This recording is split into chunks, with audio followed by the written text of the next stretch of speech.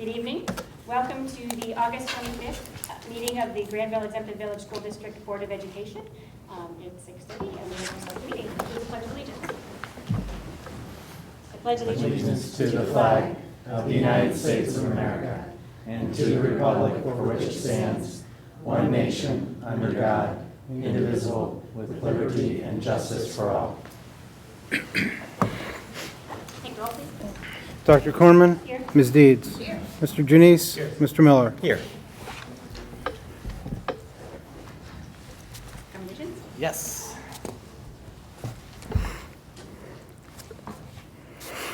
Thank you very much. Tonight, I have the pleasure of commending two amazing staff members who were recognized by the Granville Education Foundation as Jody Van Time Award winners this year. Jody was a second grade teacher in Granville. In her very short time, made a huge impact on the staff and students of Granville. Jody passed away from cancer, and her family created this award in her memory. Sarah Sharp and Joe Riggs are recognized for their tremendous contribution to the school district and to the lives of our students. Sarah as the drama teacher and ISP coordinator, and Jill as our school psychologist. What they have in common is that they believe all children can be successful and can learn. Please join me in congratulating both of these teachers and or school psychs, as we call them. Is Sarah here? Okay, Jill, come on.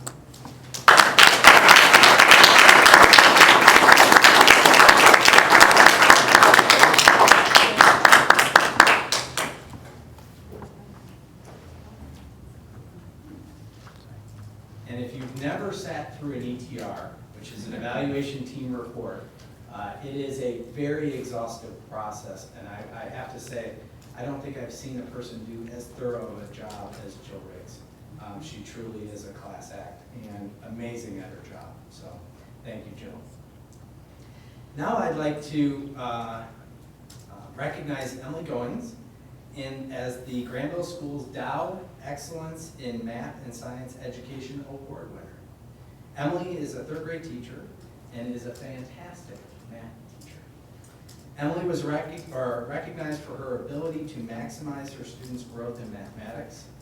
When you hear a lot of adults around the world say, I'm just not a math person, Emily is trying to fix that. One kid at a time, creating a population of math experts by building confidence in her students. And she does that with a caring heart and a tender voice. So please help me congratulate Emily.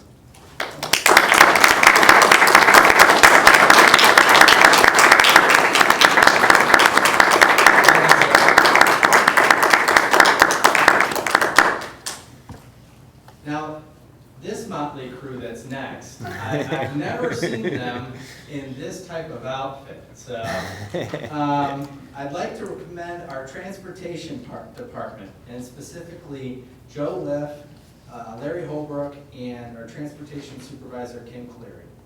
Every year, they prepare our bus fleet for inspection by the Ohio Highway Patrol.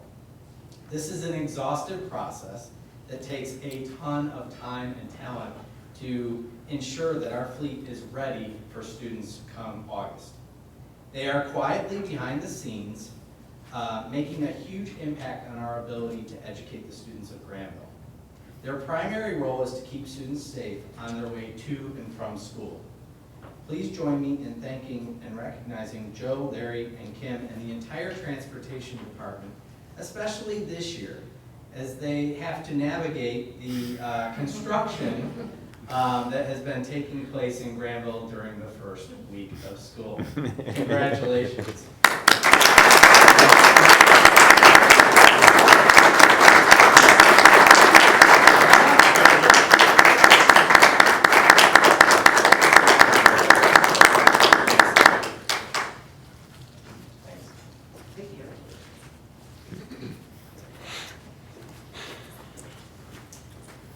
And finally, I'd like to recognize Lisa Fitch.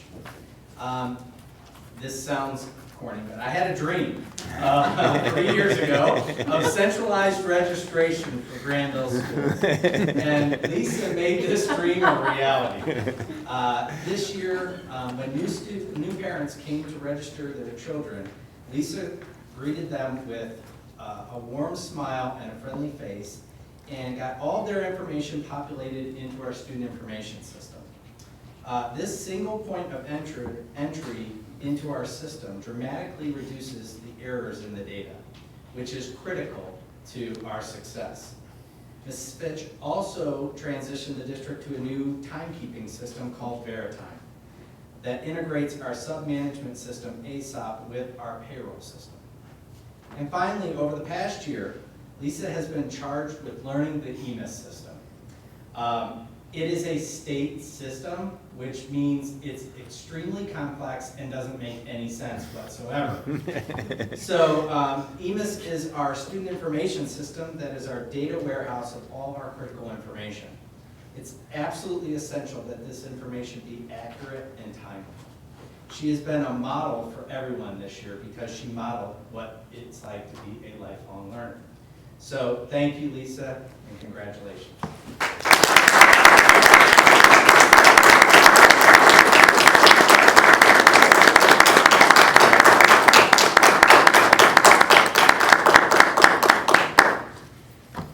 And I would just throw in that I'd like to thank all of the staff for their wonderful start to the 2014-15 school year.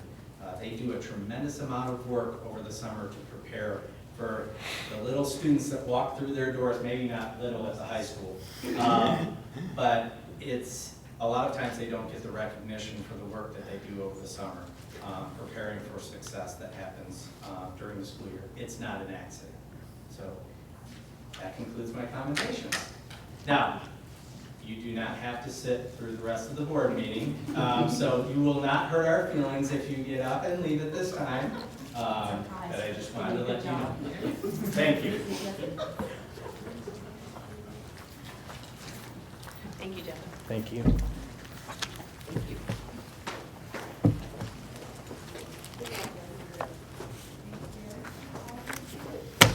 Great. Okay. Staff reports? Yes.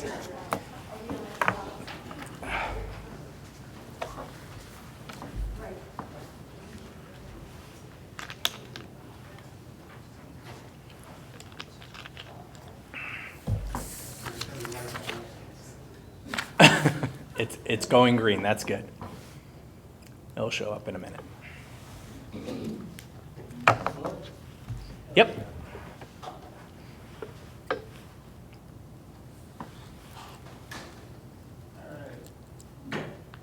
I'm just going to do a quick enrollment update based on where we are, essentially not even a week into school. This should mostly be final. There may be a few straggling withdrawals. You know, if kids moved out of district to districts where they started later than we did, we may still be getting some notifications of withdrawals.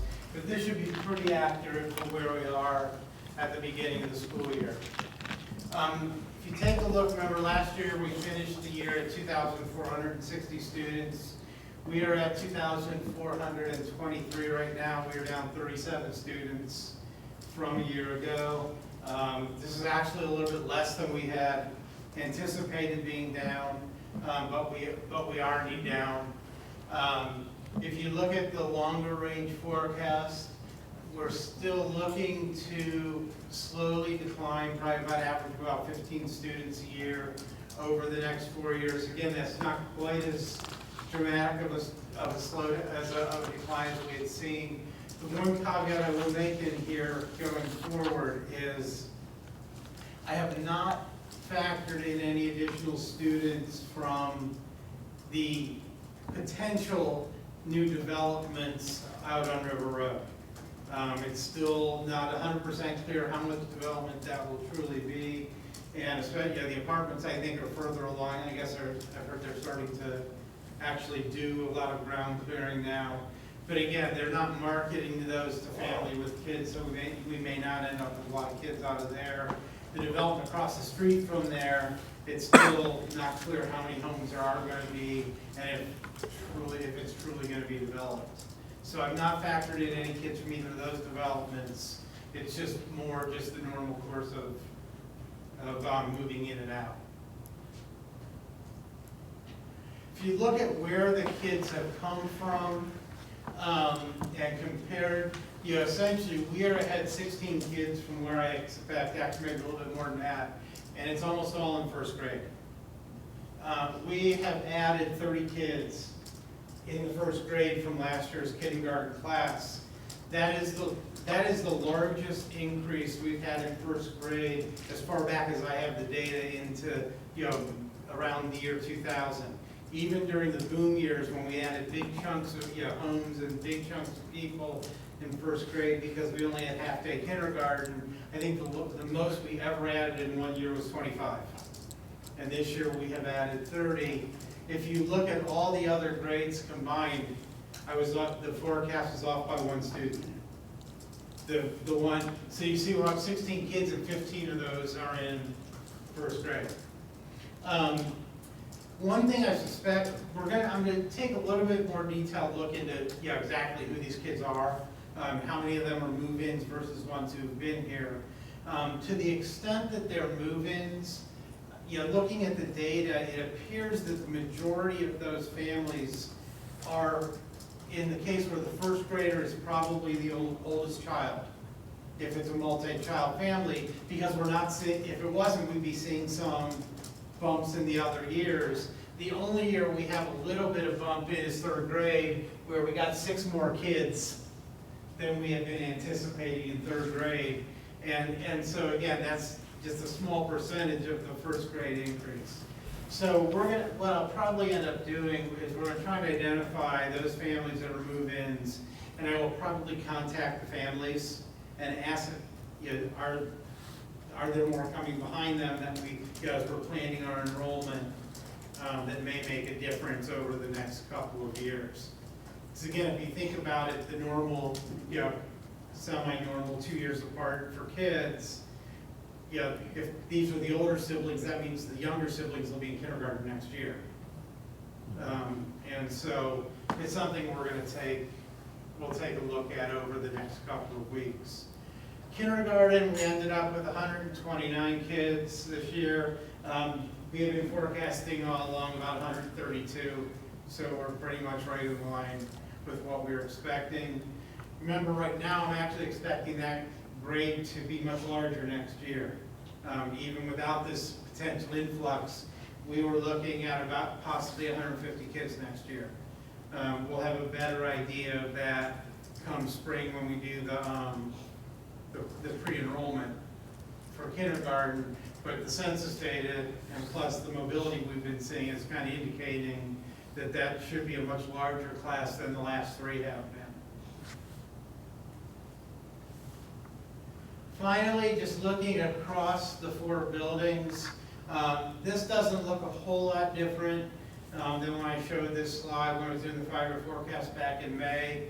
Again, the key points here, the elementary school is actually bottoming out in its enrollment this year. That is the forecast is the enrollment in the elementary school will begin growing again next year, unless of course we don't get the 150 kids that I'm expecting in kindergarten, although even without that it probably will still grow slightly. The intermediate school and the middle school continue to drop over the next 4 years fairly sharply. Again, it's all those small classes that have been, what took the elementary school from 637 kids down to 585 is going to start filtering through those 2 schools over the next few years. The high school is anticipated to peak out 2 years from now. So in the 16-17 school year, somewhere around 870 kids is where I'm expecting it to peak out, which is still 25 kids above where we are right now. And then it will start dropping, and actually over a 2-year period, probably drop about 40 kids. Again, as the last of the really big classes move their way out and start being replaced by the smaller classes that are coming in. That's really about all I have at this point for the enrollment. Again, it's early. I say we may see some slight declines. Overall, it's a it's a better picture than we've seen. Still not, it's still, we are losing students, and that it's not hurting us a lot this year. It may hurt us more next year in the recalculation of the funding formula, assuming that we have a formula that looks reasonably like the one we have right now. Assuming. I think that's probably a pretty good assumption at this point. Yeah. Questions? Mike, it's probably too early to get a sense of what other districts in the area are experiencing, whether their numbers are the same or declining. It is, I can probably find out over the next couple of weeks, because I'll be working with a number of the other districts from Licking County over the next 3 weeks with their data. So I may be able to get a better sense as I'm working with them. There won't be anything that's really published by the state that we're going to be able to tell probably until November, December. More like, knowing OE, more likely December, before we can really get a look at what the others are looking at. I know Lisa talked to several of the other schools, seeing, with what happened with us with first grade, if there was evidence of it happening elsewhere, and she didn't find any evidence it was happening in other places. It's just, it's kind of what happened last year in second grade, just more. And the year before that, it was seventh grade. It just seems, over the last couple of years, one grade has been an anomaly, an outlier, and this year it was first grade. The good news is we were On able, steroids. the good news, we were able to secure a quality teacher towards the end of that hiring season. So very happy that we were able to get Lori Fuller in first grade. So that was excellent. I think the other thing to recognize when you're looking at enrollment, it is the lower grades that are much more difficult to forecast, because you're really looking a lot of times at data that might be 3 or 4 or 5 years old, and so you're more at risk. You can see that the later stages of the grade level bands were much more accurate, because we have the ability to measure mobility differently and track that over time. It's that lower end kindergarten, first grade that really is a point of exposure when you're looking at accuracy of enrollment pictures. Is there anything we can almost do, from I know we look at housing starts and permits and things like that for new construction, but I'm not sure how you get your arms on those lower grades a little bit better, but that's really where everything is, because people move to Granville when their kids are young typically, right? I don't know how you reach out to those people, or We tried a survey where we were sending out survey form, looking at the newspapers, and whenever homes turned over, sending out survey forms to the home, and those have had a very poor response rate. We thought it might, basically said, can you please go online and answer these? It's like 6 questions or something like that. And we've had a very low response rate to that. We sent out 70 or 80 of them and got 3 or 4 back. And so, we tried to do it that way to see if we could get a sense of the age of the kids that way, of kids moving in, and it just wasn't successful. Yeah, because it just seems like that last minute adjustment is the dangerous thing, right? When staffing is dynamic and things, and you don't realize until the kids show up at school the first day, right? Apparently, a lot of people don't bother to contact us before that, right? So I don't know what other mechanisms there are out there to think about that. I just see a lot of mobility. I feel it, you see the housing starts here, and you see moving trucks around and so forth. I'm not sure if they come during the year, or just maybe they're all moving here in the summertime. Typically, Right. if you have kids, So you're they're going to moving try there and at the end move of during the school year summer. before, and Yeah. so you get your arms around that. Thanks. Thank you, Mike. Next, we are going to have Tanya Sherburne and Frank Fonner come up and talk a little bit about the summer projects that they embarked upon. this summer and have a few pictures there. Frank is being hesitant to join me. Yeah. You'll call him out if we need to. That's right.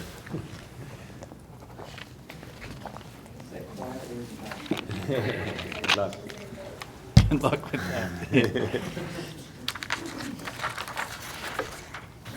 So Frank and I have the pleasure to share with you some of the projects that Jeff alluded to earlier, the things that happened during this summer to prepare for the school year. So we'll go ahead and get started. We included some photographs so that you can see, visualize more of the work that was done here. This first picture, Frank and crew put some concrete down in front of the restrooms, the concession area, and the soccer field, and this was to make it more handicap accessible for our spectators.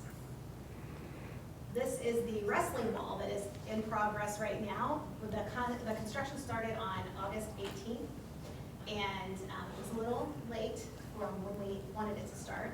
However, it did begin, and they are making great progress, and they anticipate that the project will be finished on September 5th. So you can see the two different pictures, and the one here on the right was taken today, was it not? Yes. So very current pictures. So this is a floor at the elementary school, and what you see in the front is the floors that are stripped. And then in the back, you see the discoloration that was stripped off from the old wax. So this is kind of in process or in progress. And then although this is a different building, this is very similar to what the floors look like across the district. They did a really nice job with the waxing this summer. And I think that if you walk into the building, I'm sure you've been to the building, you can see that that has been done. Also, what happened here at GIS is the hallways were painted. And there's also like a maroon color hallway, and they lead down to each of the different grade level pod areas. So the tile matches the wall.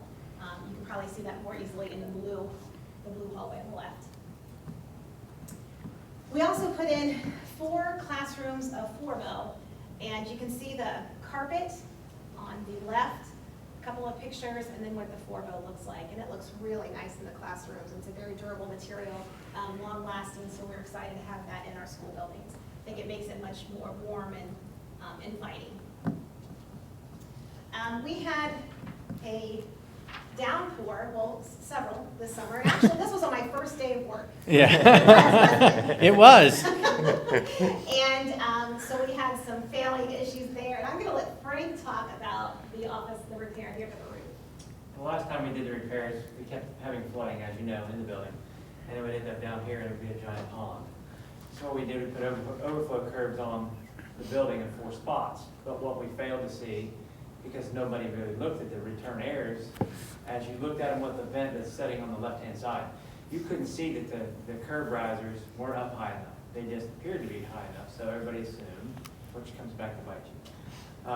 So that being said, when we had our last flood in this office, I said, something's wrong. So we went and ripped those off and found out that you could see clear on the right, they were only an inch off the roof. So that being the lowest portion of the roof, because everything kind of slopes in, enabled us to have an indoor swimming pool here. So we changed that and raised them to the picture on the left, which we've had several floods now and nothing in here. So the 2 things that we've done, the outside scuffers for the excess overflow and raising that has eliminated all the water problems in the building. So I am so happy. Thanks. Mhm. The gym floors look fantastic. You can see the light reflecting off the floors, and they just really look nice in our school buildings. Frank and crew, and also this was a collaborative effort with Rob to help the technology department. They put up some whiteboard material so that the boards could be interactive, smart boards, if you will, with the projectors, and they had to put up the whiteboard material or the smart boards as well as power supply. So taken today, these 2 pictures were taken today. We have some teachers using them, and so the whiteboard's in action, which is nice to see. See, how many of our classrooms typically have smart boards? Or, I mean, we've been adding more and more over time and Yeah. so forth. You know where we stand with? Between PTO purchases and our purchases, how many would you estimate we have in the district? On grand total? Yeah. So every year we add at least 3 in every building. Okay. You just have to apply for them through the process. But the elementary is almost 100%. Okay. All the Great. 4 classrooms. And then the intermediate's close second. Okay. So high school, middle school. We did, what, roughly 22 of them this year. We did 18 this year. Okay. After out. So, Great. And then in all the classrooms, we're getting rid of all the chalkboards. Right. So we have whiteboard material that we've been putting up, and Ryan and Matt started that kind of process off with a little bit of frustration because we kept putting up masonite that failed miserably. So we got new material a few years ago. We tried it. It's got a 25-year lifespan. Great. And we have 17 total maybe in the high school to do. And we're down to, I think, 3 left to do, 3 or 4. So, Great. Okay. busy summer, putting Good. the whiteboards and working with Rob and his smart boards done. We have a new classroom furniture set here at the high school. So the maintenance people put those together. The special needs room. Frank, do you want to touch a little bit about this? Yeah, what, and just a little bit? the screenshot just before that, that used to be the special needs room. It was on the second floor of the high school, which was really not a great idea. And I think Ryan and Matt both agree it was a terrible idea to have special needs children up there. In a state of emergency, you're kind of struggling to get them down. So we moved them downstairs, and we combined 2 classrooms by opening up the wall. So now their working family skills area, their kitchen area is on the far right picture, and their classroom would be on the far left, which is actually opposite when you're in the building. But it was nice because it gave them a classroom and a workroom, and now they're not split up and downstairs, having 2 separate things going on at the same time. All day is going to be done in one area, working with the students, and much easier to get them around. Tons easier to get them around. Great. This is Frank's favorite picture because he's promising no leaks at high school. The dormers were repaired at the high school, so no leaks. You heard it straight from the Yeah, no first more time. dormers. We took the set on the art room off 3 years ago, and set on the left, which was John Bennett's classroom, industrial technology. You can see a faint, slight discoloration in the new panels, but it consistently leaked from day 1 when they were put in. So I was never so happy to get rid of those ugly dinosaur dormers on there anyway. It's not really attractive. We moved 3 sheds and converted them into athletic storage. We're moving to single stream recycling, so we're able to free up these shelters and move them for our athletic programs, which they were in dire need for some storage closer to their fields. The playground repair at the elementary school, I'm going to let Frank talk about this also. We did this project 3 years ago, and the contractor that we bought the material from stated that you had to have a much larger stone under the fabric and the rubber. Coming to find out years later, it was a terrible disaster because the stone was so big, when the rubber moved around, it left the surface of the fabric really uneven, which enabled kids to trip and fall. And then it was like digging for gold because they knew there were big stones under there, so they're ripping the fabric back to try and find all the stones. And, They're inquisitive. so For gold. that was like a giant decision to let's rip this thing back out one more time and do it right. So what we did is we took all the stone material off. First we took the rubber, then the fabric, then the stone. And we were repurposing the stone for the project at the back of the elementary school playground, the field section where the creek is eroding away to the bank. So we'll reuse that stone there as soon as we get our larger bulk material put in place. So we went with 57 wash gravel, which is what I used at the intermediate school when we did it the year after we did this one. And it worked out perfectly. So then I knew what I did on my own was the right thing. And If it didn't work out, Jeff would probably have my head, but it's okay. So far so good with this. It turned out really nice. The surface is much flatter, and it's just kind of terrifying to watch the kids because they think the rubber is like the safeguard for everything. So they'll fall off of the climbing wall on purpose and land in the rubber and watch themselves bounce, and you're going, so at least they're not bouncing on large stones if they do get something. That is an improvement. Other projects that we completed this summer, the catch basin at the high school in the parking lot was repaired. The construction here at the district office, I now have an office with 4 walls, and Mike's office was Dramatic. Subdivided. Yes. So he is now, his office is a little bit smaller, but that's okay. And so that has been completed. We still have doorknobs, but other than that, the construction has been finalized. We replaced hot water tanks in the concession stand. At the high school, the LED lights have been put in place. We insulated fire sprinkler lines and the ceilings at GIS. Replaced boilers at GIS, and replaced compressors and air handlers at the elementary school. No, the boilers, we are in process. Sorry about that. I should have told you in process. In process. We'll be replacing 2 of the boilers. All 4 were subpar for the school district, but it was low bid, of course. And we've had constant issues with the boards failing in those boilers. So we're in a process now of, before heating season gets started, we're going to replace 2 of them. That'll give us 3 really good ones and a backup. And then the following year, hopefully, we'll get the other 2 replaced and we'll be good to go for 25 years. So that's the plan anyway. And I wanted to share this thank you email that Frank received from a teacher, because often I think that the maintenance and custodial staff, the work that they do during the summer is overlooked. And this particular teacher has worked in different school districts, and she is very complimentary of the work that our staff did in prepping her room and returning it back to a nice order for her school year. So she was very appreciative, and that even takes a lot. A lot of times people may feel that, but they don't go ahead and take that step and send an email. So I wanted to share that with you. Yeah, my custodial staff and maintenance staff thought I was absolutely out of my mind when I said we're stripping all these floors. And like, there's no way we can get this done and get the rooms clean. And what we found out was I wasn't exactly nuts. I planned, things work out. and what happened is the cleaners were actually a week and a half ahead of schedule. And they're going, well, what do we do now? I'm like, well, Let's go. carry it on. So I want to say, we do have a really good staff, and if you do get a chance to see them in the buildings, just let them know, tell them thank you, because they did a fabulous job. I mean, they really did. And probably by far the best year of painters I've ever had. I mean, I didn't have to cry every time I walked in the building, because stuff was everywhere and spilt, and they did an excellent job painting. And it's nice to go through a transition year, and things kind of work out, even though people think that you're going off crazy. Because mine is like, what are you doing? I'm going off crazy, leave me alone. So I want to say thank you for the opportunity that you've given myself and my staff. Great. Thank you. Yep. Thanks for your hard work. I wanted to make a comment again about the district office here, right?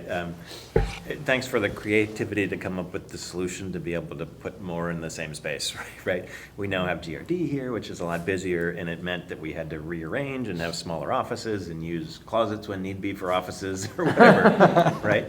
But by doing that, we're more efficient. Right? It's a large closet. It's a very nice large closet, but still, we're really taking the most advantage of it, right? But that means that there's more people in here and there's more buzz, and this room gets used more often. I just like to see that. And I think it's a great synergy between everybody that's here, so thanks for stepping up and coming up with those solutions. To your point, I really do appreciate everyone's flexibility. Sometimes when I say, guess what? You're moving, or guess what, Mike, this office is going to be half the size. Those conversations usually, can be a little stressful, but everybody really handled it with a level of professionalism. This building is utilized significantly more than it's ever been utilized. Yeah. As a matter of fact, I just talked with the village manager, and they're going to use this space and upstairs for the interviews for their chief of police. So, we we want this space to be utilized by our community. We want it to be an open, welcoming environment, and I think we've accomplished that. And now people have rooms to operate in. We have to create some type of window mural for Tanya, though, because there's no window for that space, but we'll figure something out. I told her I sent her a picture of me when just hanging. Didn't want that either. Great, thanks. Thank you. And it was a lot of work this summer. I remember we got an email with the full list, and I was duly impressed that so much happened over one summer. So, so thanks for, your praising us. Yeah. Because clearly it made it, all the work made a difference. So, thank you. Okay. That takes us to our board discussion, which I will start by kind of laying the groundwork for this conversation. If you haven't heard, there was proposed legislation by two representatives of the House to eliminate the use of the Common Core state standards for this next year and delay the implementation of the next generation assessments. Really, the House Bill 597 eliminated or prohibited the use of the Common Core after the current school year, prohibits the use of PARCC assessments, puts in place Massachusetts state standards for mathematics, English, language arts, science, and social studies that were their previously adopted standards. It eliminates the Ohio standards that were developed outside of the Common Core Consortium for science and social studies, which were developed by our State Department of Education, were also eliminated. And I think what really is, I think the thing that really frustrates me as an educational leader is the byproduct of this legislation would be that today's freshmen would have 3 different state standards from which to learn from in math, English, science, and social studies during their 4 years of high school. And although treasurers are very nimble in dealing with fluctuations, there's some sarcasm here, in the state funding fluctuation, I think when you're dealing with kids and their education, stability matters, and the goals for the Common Core or the Ohio New Learning Standards were really to increase the level of rigor from the standards perspective. And you have to take a lot of things into place. So you have standards, then you have the curriculum, then you have the assessments. So that it has to be aligned for it to be a successful model. And what we had in the previous version of the state standards was a minimum competency assessment system, standards-based system, that most school districts tried to take that minimum competency and stretch it beyond that minimum expectation through their utilization of the curriculum. But then the state standards were assessed on minimum competency assessments called the Ohio Achievement Assessments. And so you had kind of low cut scores and a low expectation on the assessments. So what Ohio did was try and reverse that trend and create rigorous standards, rigorous curriculum, and rigorous assessments, all aligned to that goal. And so in Granville, we have converted to the Common Core or the new Ohio Learning Standards in all of the content areas for the last 2 years. So we have been utilizing these standards because we were a race to the top school district, and we started unpacking the curriculum almost 4 years ago. So we have been going through that unpacking process of the standards, developing the curriculum for what it means for our students for a very long time. We've done resource adoptions. related to the transition to this new standard, these new standards. And you know, I hope that we have some common sense prevail in the General Assembly so that we understand what impact we have on students.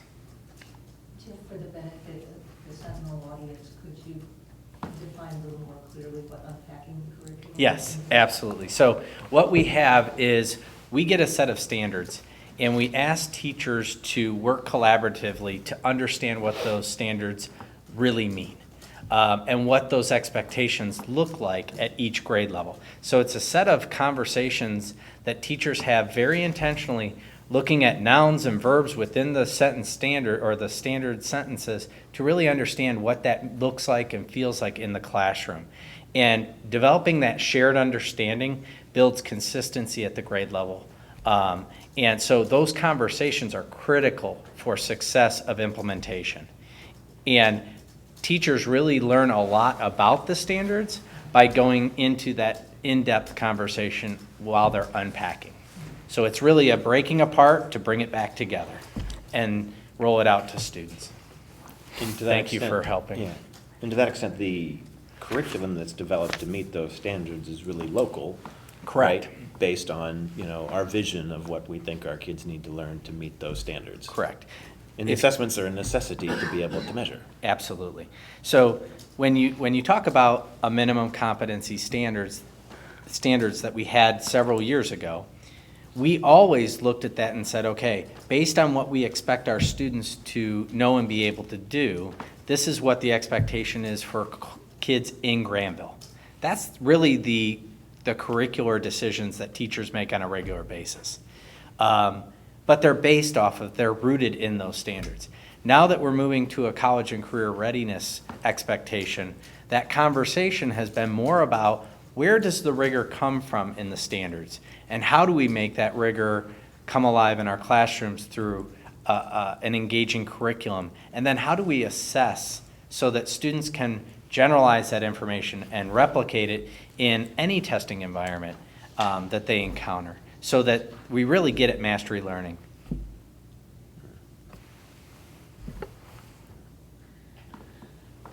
Well, that, it is kind of it's hard to really understand exactly what the directions, but I think that one thing that excites me the most about the new standards and assessments is really they're kind of targeted at sort of higher order thinking, right? Instead of the minimum competency. And Granville has never really operated at a minimum competency level because our kids, we expect a lot more than that, right? So the fact that the new standards, which drive our curriculum, right, are moving to a college and career readiness, if you will. I think the more important thing is that just the way the questions are posed can stretch, right?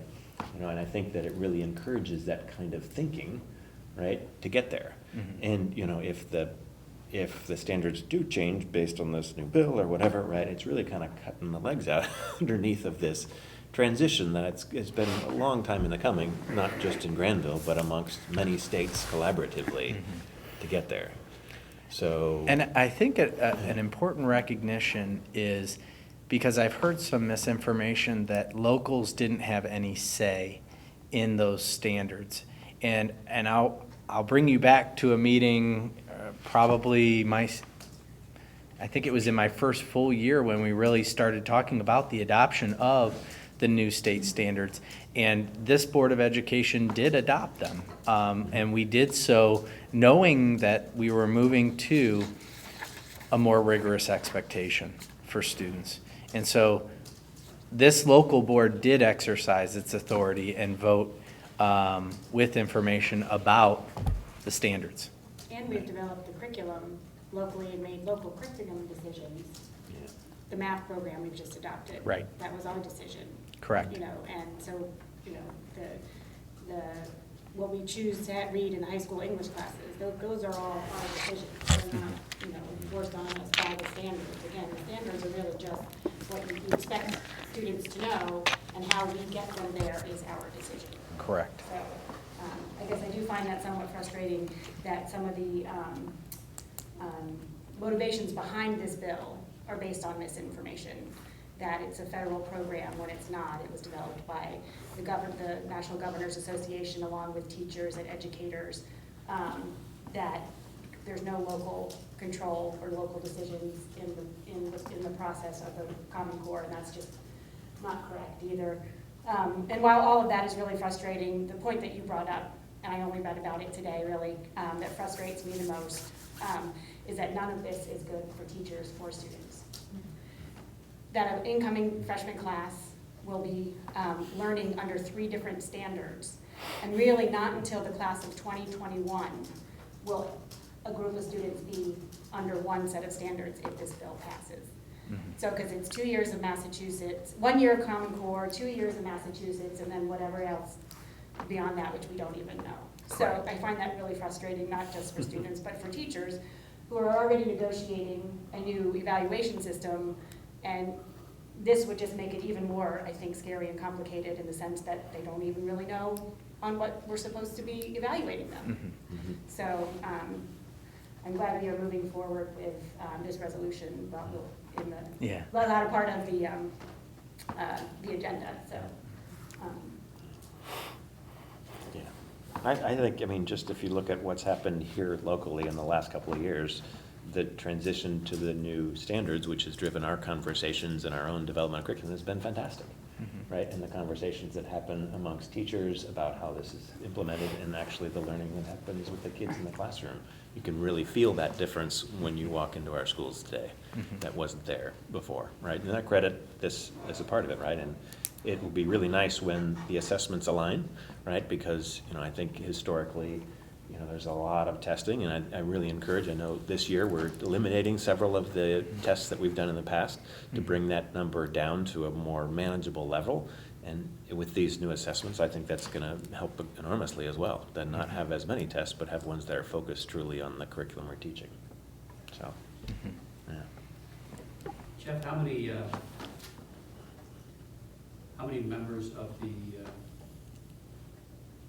State House have reached out to you or any of your colleagues in the superintendent's office to ask your views about Common Core and the proposed legislation? That would be none. I have forced myself upon several of them in the most diplomatic way. The one person that I will tell you did solicit my opinion was Stephanie Dodd, who is our State Board of Education representative, who has been very active in meeting with Licking County superintendents to get a sense of our position on these new standards. But from a General Assembly perspective, none. So, you know, I don't want to restate what you, Thomas, and Jen have very effectively characterized as a misguided effort, I think, by the legislature. But I look at this and I think, first of all, the body in the state legislature, which is holding hearings on this, is not the Education Committee. And I can't for the life of me fathom why that would be the case, other than the fact that it was taken from that committee and put through another committee to sort of assure its easy passage. I'm reminded of the old saying that lawmaking is a lot like, legislation is a lot like sausage making, but that's offensive to the sausage. In this case, That's good. I think in this case, you know, there is just so much misinformation out there. I even heard it on the local newscast the other night talking about the controversial federal program the Common Core is, and as I understand it, it's maybe controversial, but certainly not a federal program. It was adopted by the states willingly in the prior administration, and is being implemented now.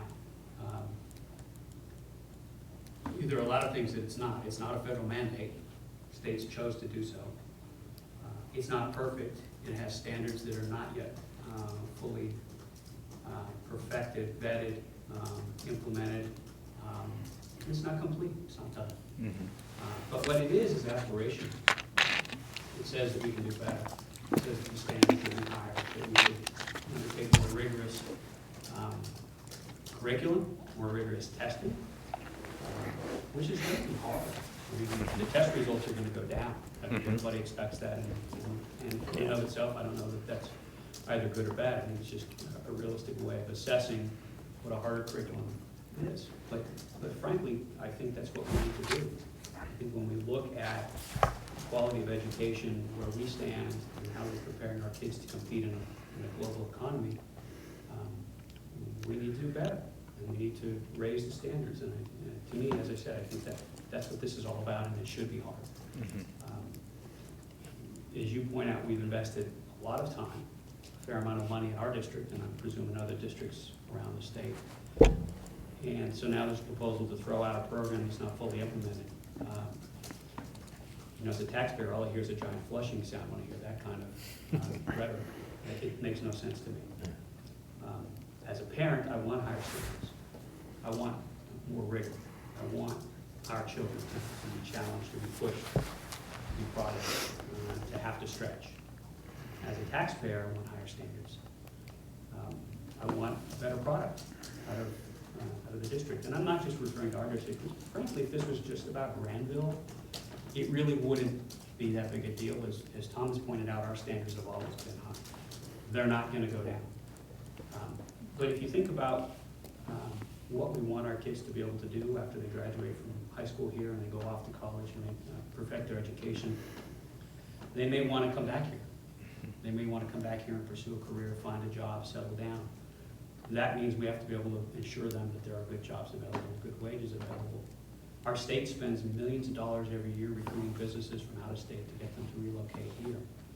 And I have to imagine that if you were a business owner or decision maker in a state that, like some other state considering relocating to Ohio versus Pennsylvania or somewhere else, one state has basic minimum standards for education, another one has higher rigor and Common Core. It helps shape that decision about where you go, because one of the biggest challenges for any company now is to find qualified workers. And so it does matter to us, even if Granville standards are higher. It does matter to us because the community, the broader community, needs that. If we're going to ensure jobs and good wages and a vibrant economy. It should matter to everybody. And ultimately, I guess what really gets me is the talk about the Common Core as a federal initiative, and it takes away local control. And if you look at the legislation, proposed legislation doesn't say you don't have to use Common Core. It says you can't. So it's the state imposing its will on us and telling us what we cannot do. It's not at all about local control. If it was about local control, they would open it up and make it available to us at our election, but they're not. It is pure sausage making at its worst. Very well said. Yeah. Thank you.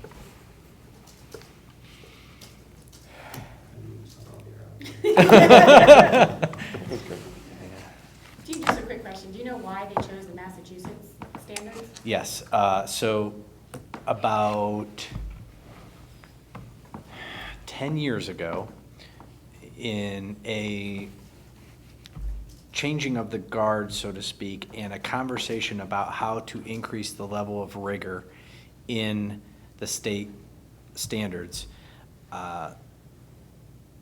when they were looking at the cut scores in Ohio and Massachusetts, Massachusetts said, we are intentionally going to increase our cut scores and make it more difficult to pass the assessments, because we believe that that will be a critical lever to increase the level of rigor in the standards and the curriculum that are taking place at the local level.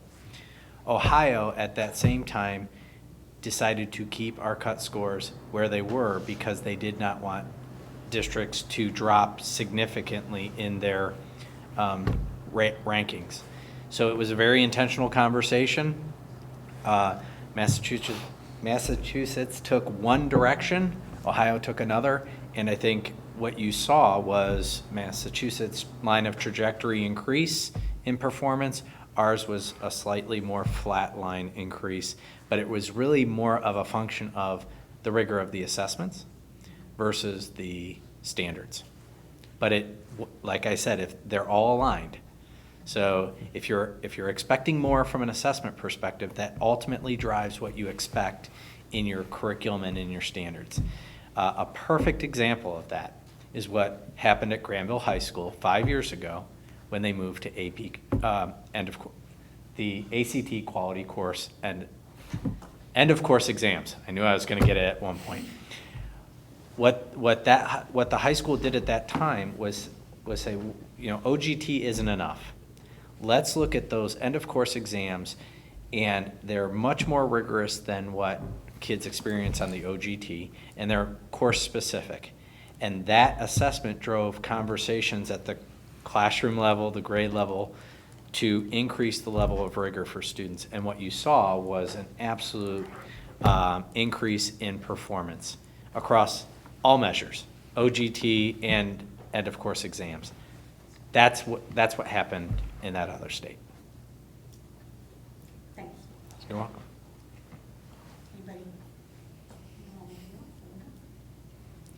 I'm deeply offended that the General Assembly appears determined to impose a decision based apparently strictly on politics that has nothing to do with quality of education.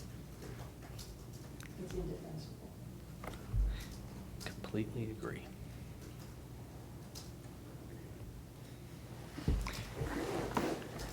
Okay, thank you. Okay.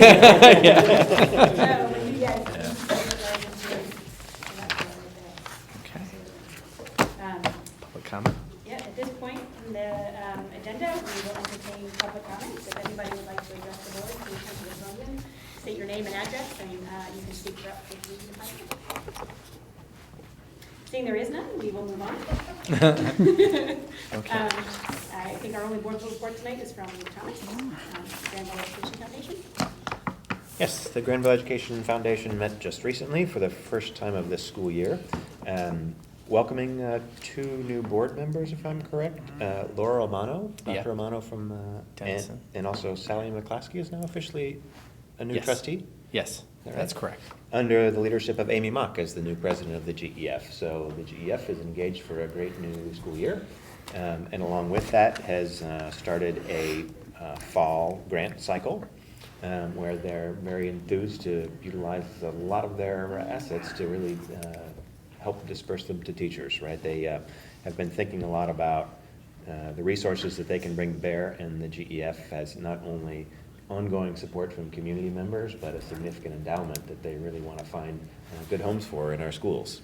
So I hope that's inspiration for the district and our staff to come up with lots of great ideas, because I know that the community is supportive.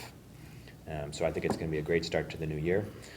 One other highlight, we heard about the Jody Van Tyne Award winners today, and that's a great award recognizing some special teachers. The GEF is assuming responsibility for awarding that on an annual basis with a committee of staff members, and also placed recently a memorial stone in front of the elementary school to honor Jody Van Tyne, and it's a great statement in a nice place, and so I think it makes the awards more special, and I know the 2 recipients recently were very thankful and very deserving, so it's a neat tradition for them to be able to take on and keep up.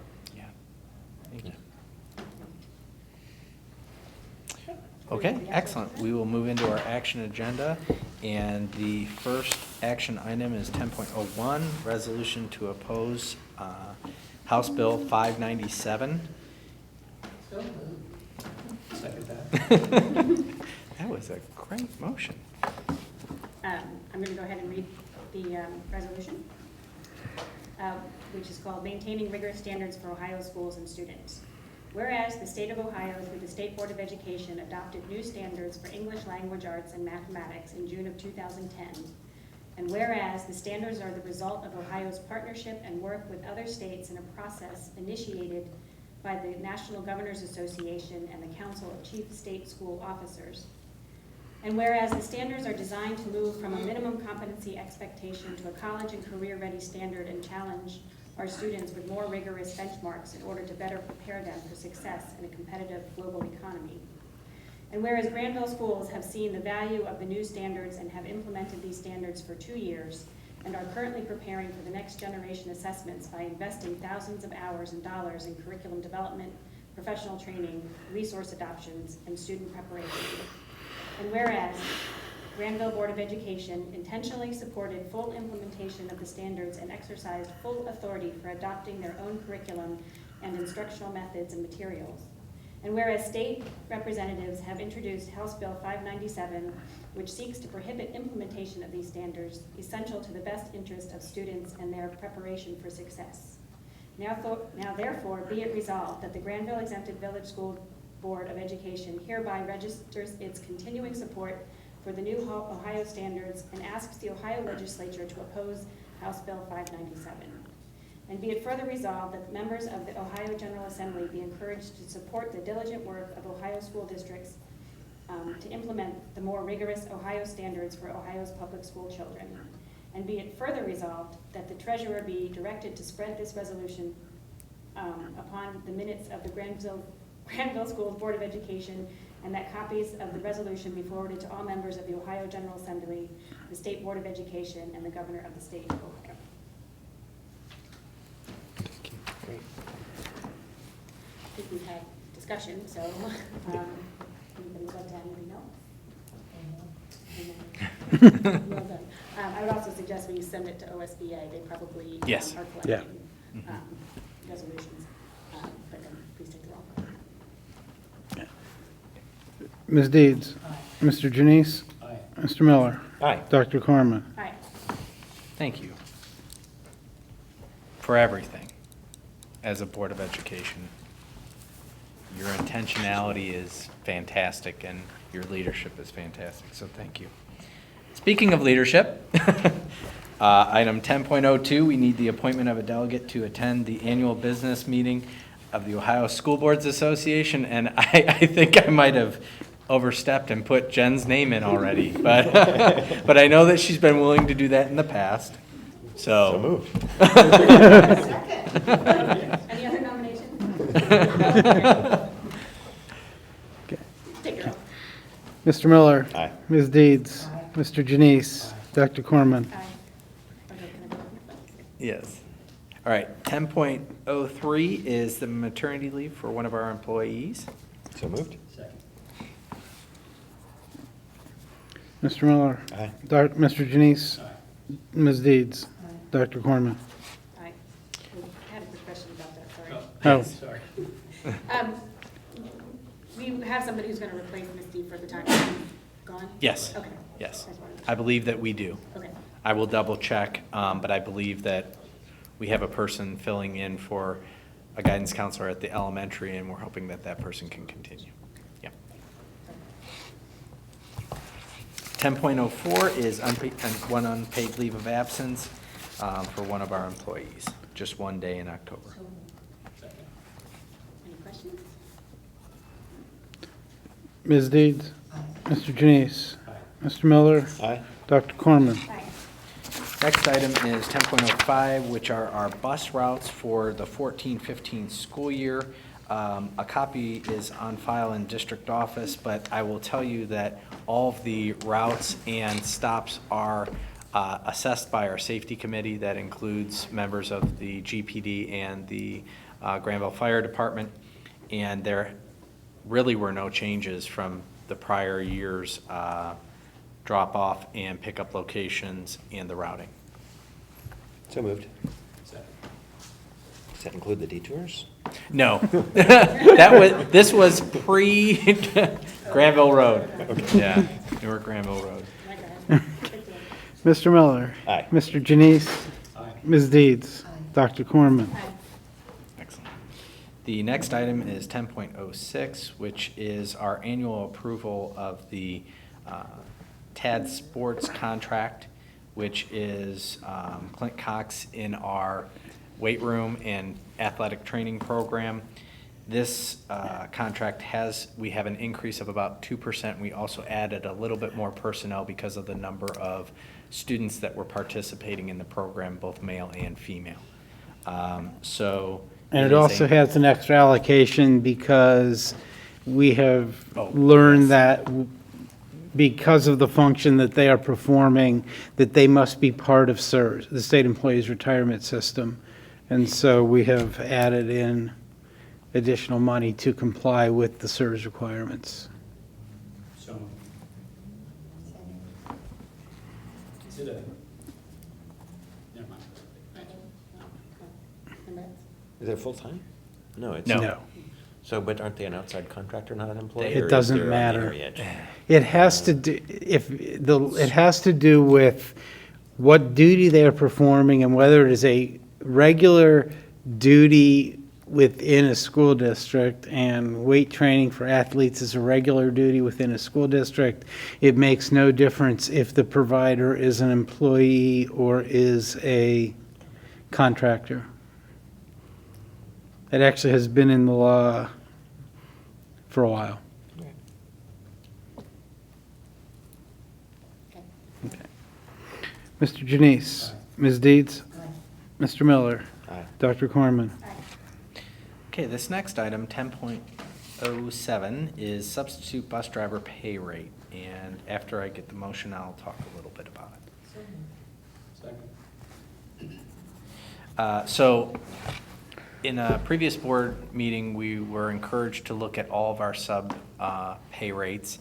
And when we did an analysis of our bus driver pay rate, sub pay rate schedule, we were significantly below the rest of the county, where we were at $12 an hour. The majority of school districts were in the $13 to $14 range. What we did was we are recommending a $14 an hour increase from our previous rate. Not a $14. No, yeah.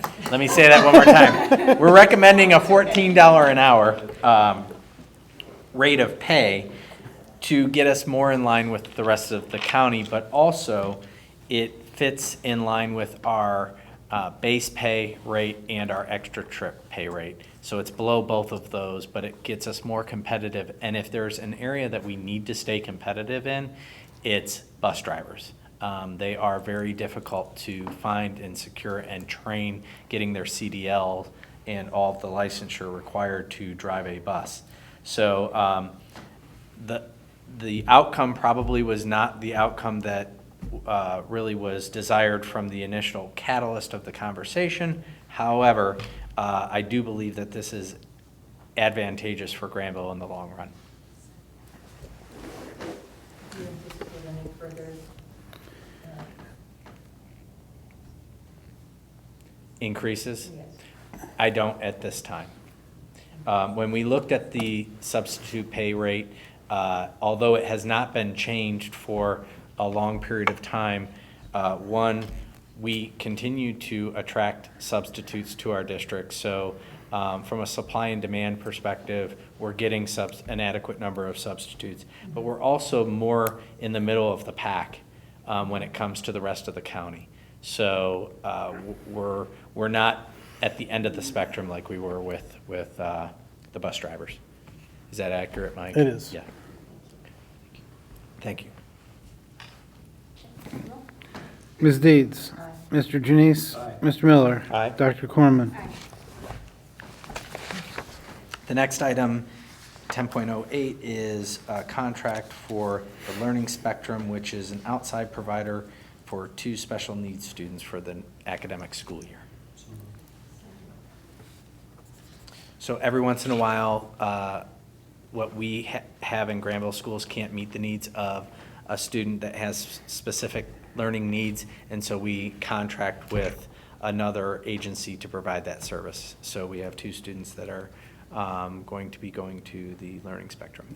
And I believe these 2 students are ones we would have been sending to the ESC otherwise. Correct. So it's not an additional expenditure of money, it's just spending it Differently. differently. Yeah. Any other questions? Okay, take the roll, please. Mr. Janice, Aye. Ms. Deeds, Mr. Miller, Aye. Dr. Corman. Thank you. Action item 10.09 is the 6th grade discovery field trip to the Stone Laboratory in Lake Erie, or on Lake Erie in Putnam Bay for kind of the middle of September. I know that the students love that trip, so. Second. And a volunteer to supervise. It's a great trip. I'd like to see maybe them come back again. One year we had them Yeah. report on their trip, and so, if we're approving these things, I wouldn't mind. We can do that. That'd be fun. If you could make it contingent. No, parents are covering the cost of this. That's correct. Okay, take the roll, please. Ms. Deeds. Aye. Mr. Janice. Aye. Mr. Miller. Aye. Dr. Corman. Aye. Thank you.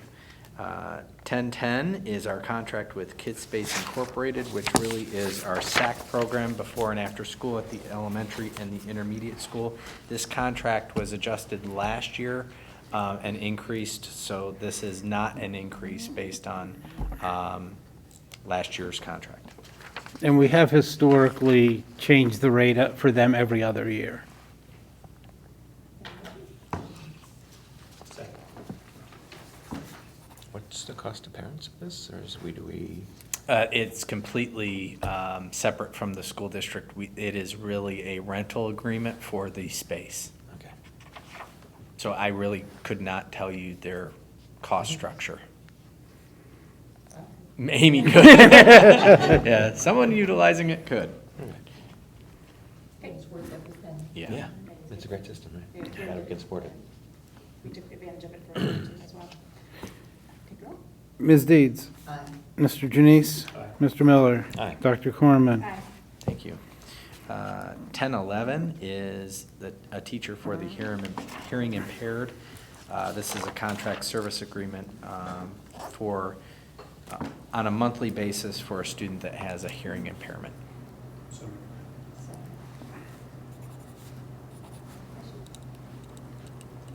Take the roll, please. Mr. Janice. Ms. Deeds. Aye. Mr. Miller. Aye. Dr. Corman. Aye. Okay, the next item, 1012, is a new supplemental. As you know, that we have a supplemental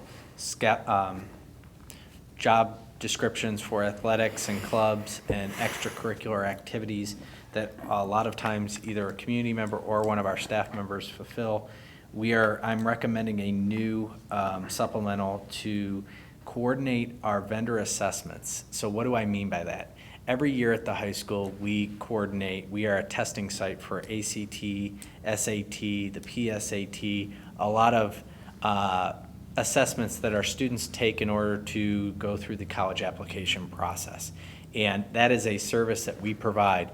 That is a lot of work, and it's currently being done by a person within the district, and it really is outside of the scope of her work.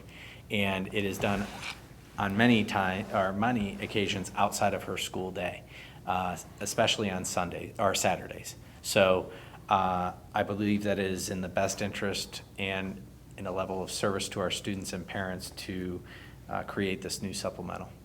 And at the next board meeting, I will make a recommendation for who will sub that or fulfill that position, if approved. So moved. Second.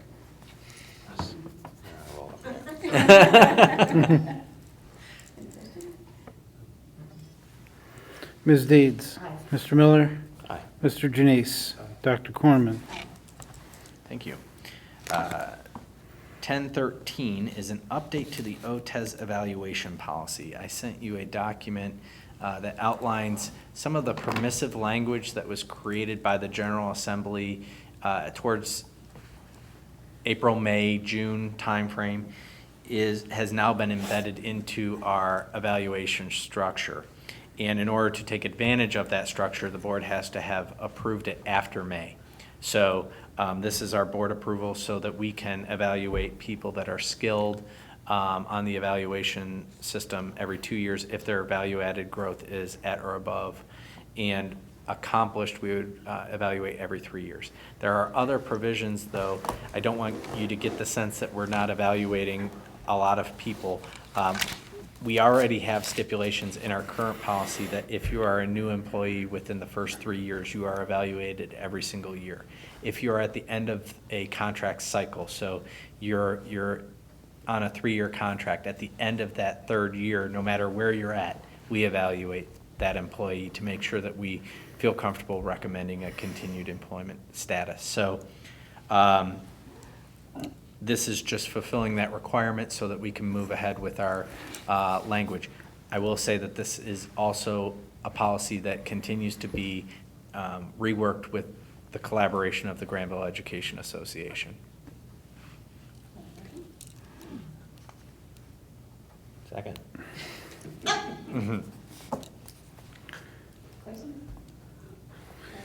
Ms. Deeds? Mr. Miller? Aye. Mr. Janice? Dr. Corman? And I keep talking without getting a motion, I'm sorry. 1014 is the employee handbook, and I'll wait.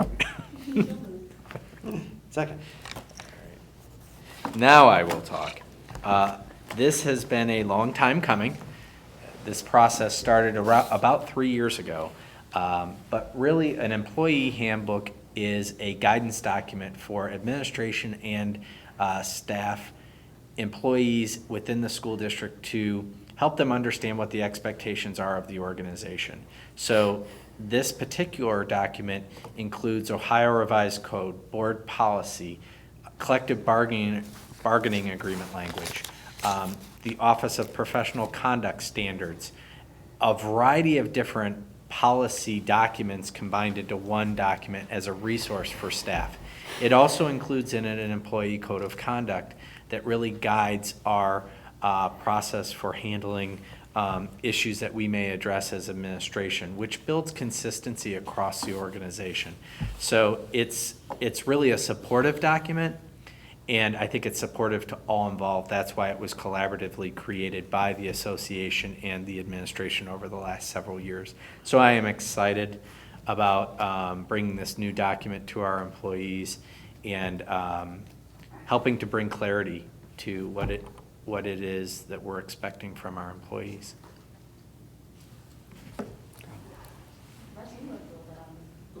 Yeah. With some of the policy side of For others who did a lot more than I did. Yeah. But it's been the result of a lot of hard work from a lot of folks over a period of time, and I think it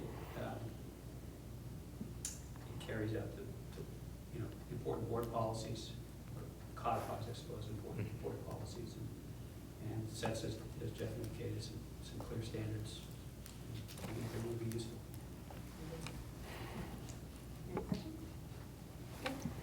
Ms. Deeds? Mr. Miller? Aye. Mr. Janice? Aye. Dr. Corman? Aye. Thank you. Item 1015 is the Metropolitan Educational Council approval for the 14-15 school year. So moved. And I can talk about it. Mike can talk about this because it's a very similar item to what This you is really the same resolution that you approved a couple of months ago. That was for the bus agreement that was in place last year. It ended up, we were unable to purchase off of that agreement because it was the end of the cycle and ending. MEC is going out for bids September 4th for the current year. And this gets us in line so that when those bids are finalized in early October, so that we can move forward with procuring the buses both now and if we choose at the end of the current school year.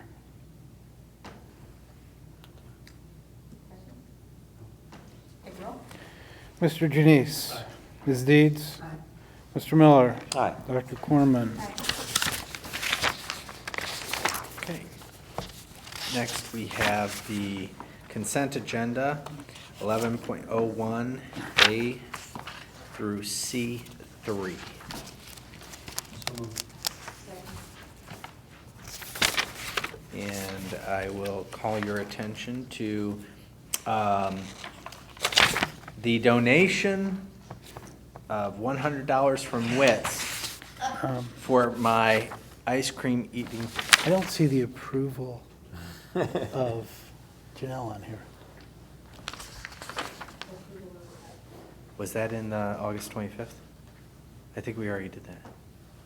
I mean, yeah, No. or the August 19th. Did you do that? I don't thought we know. were I'll do- have to check. I thought you were doing Okay. that today. Sorry. All right, let me get this.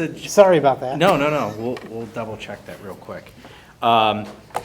I was going to say that the cash donation of $100 from WITS based off my pathetic ice cream, which is really frozen or custard eating abilities, It's harder than it looks, just for the record. No sympathy there. Yeah, Mike is much better at it than I am, but we still received it.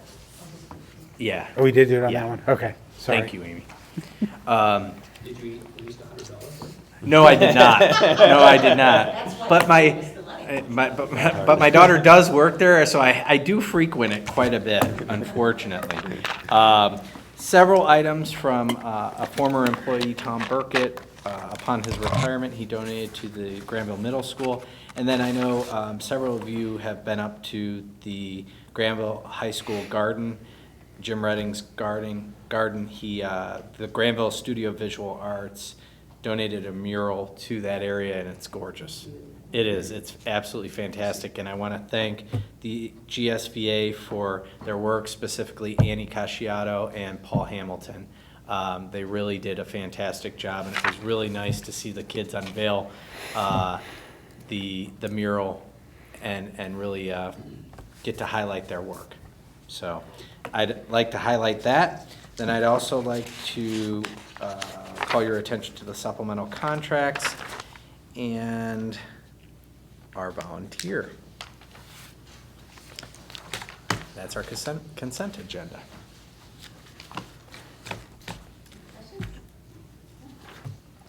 Okay, take the roll. Mr. Janice, Ms. Deeds, Mr. Miller. Aye. Dr. Cornman. Thank you. That ends our consent agenda and takes us into financials. I have a very short financial update today. I'll take a movement and then go ahead and do that.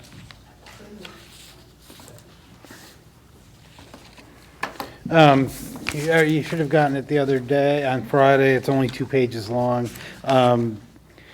We still do not have the first half or the second half settlement from the auditor's office. I'm expecting it this week. They said it should be done by the end of August, but I have not received it yet, so I can't really give any kind of update of where the property tax is.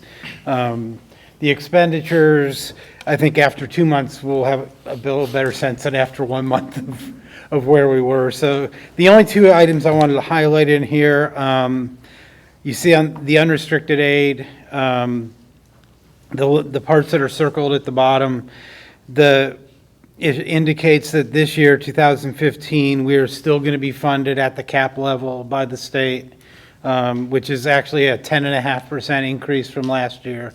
That's what the cap increase is. And based on the current estimates of enrollment, puts us at about $171,000 on the cap, meaning that if the formula were fully funded this year, we get another $171,000 from the state. That's about $50,000 higher than we were forecasting at the May meeting.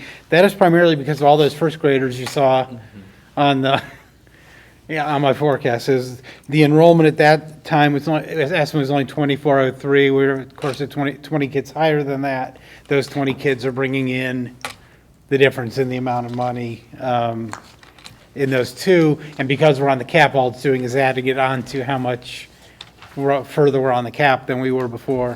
I am still forecasting in 2016 that we will be on the formula. We will not be on the cap. We will not be on the guarantee, at which point everything we do becomes much more critical as far as analysis and estimates, because every kid is going to make a difference.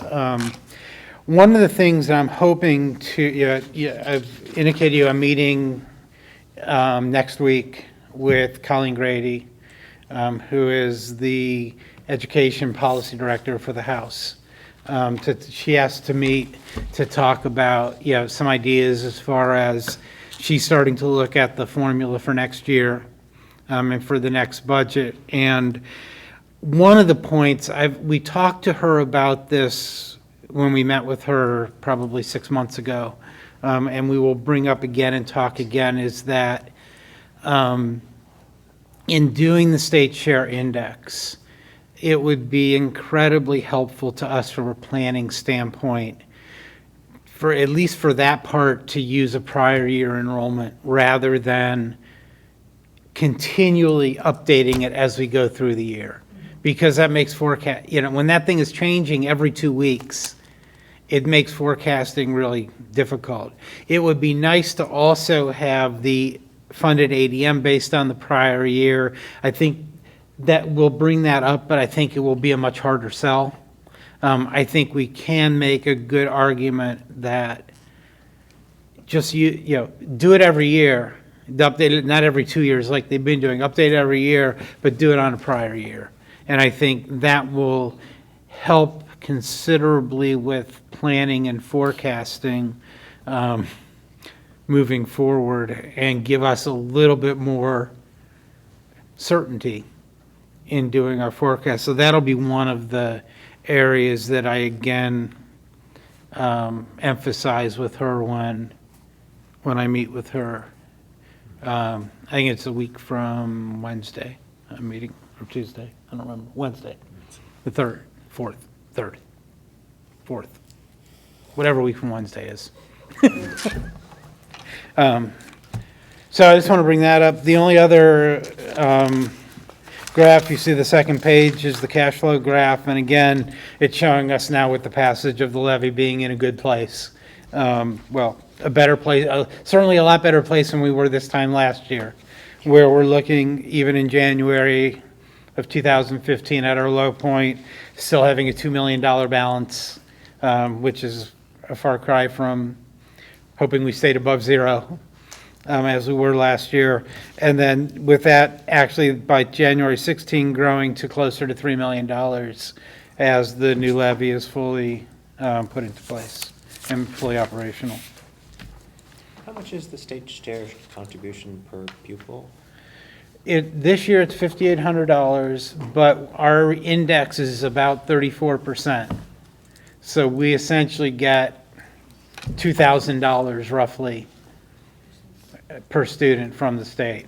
I think it's a little under 2,000 dollars per student in base aid, but then we also get aid for our special education students and for our kids who are in K through 3 and for our, economic disadvantage, which we don't get because of the district's wealth. But those are also, and transportation, we get a sizable chunk of money for, but the base is $5,800 and we get roughly 34% of that. But additional enrollment helps us out because it also makes us relatively poorer.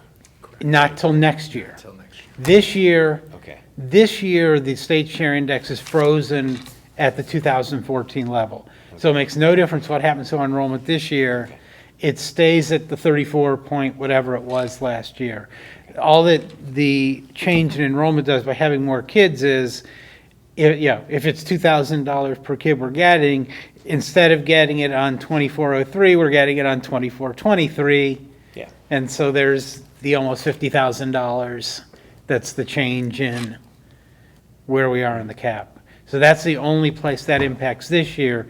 Next year, they'll recalculate the state share index.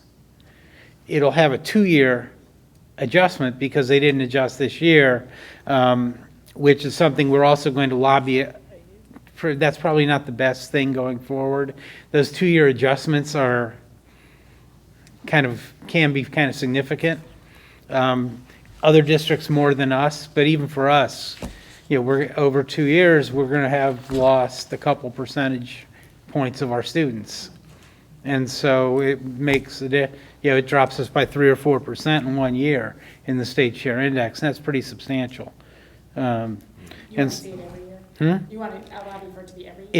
It should really adjust. Other parts of the formula adjust every year. Just this one adjusts every other year. And there's nothing in law going forward. The law's silent for what happens after this year. And so I think and we had this discussion with Colleen when we met last time with her, that it probably makes, from a stability standpoint, it makes more sense to do it every year. Yeah, that ratchets us down some every year, but probably better that than basically doing a stair-step thing going down. It's probably a little better smoothing that out.